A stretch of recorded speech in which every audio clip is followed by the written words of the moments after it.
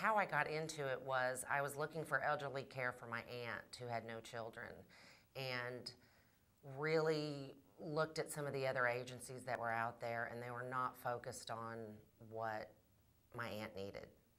It was very much more focused on what the agency, what fit for the agency. So I was really very interested in owning my own business, and found Right at Home compared with some other agencies, and it was just heads above.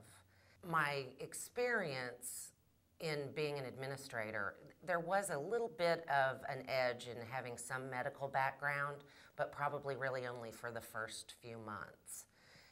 But being in a business doing human resource management really helped quite a lot, and having a little bit of business experience overall was really the key. Most importantly, I think the passion for seniors and what we provide to them it was just obvious to me that I wanted to do something that made a difference, and this was just a perfect fit for me.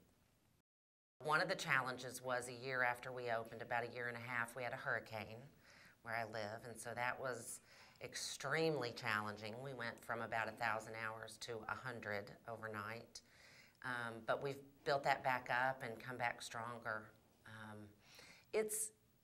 It's difficult owning a business starting out, but the franchise itself gives you the tools that you need, gives you that toolbox, and you take your skills in their toolbox, and together it can really come together, especially if you have that passion. Right at Home in our office differentiates ourselves from the competition by communication, very high communication with our clients and with our caregivers. We look to find the best caregivers and match them up with the clients. And if they're not happy with that, we'll do everything we can to find that right match.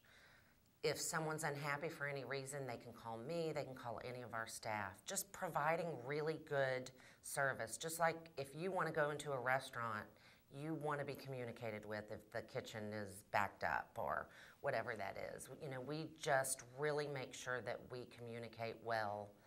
And sometimes even if you mess up, as long as you communicate that, if there's an error, because there are going to be stumbling blocks and there are going to be errors, but just letting people know what's going on and that your intention and your passion is there for what their needs are goes a long way.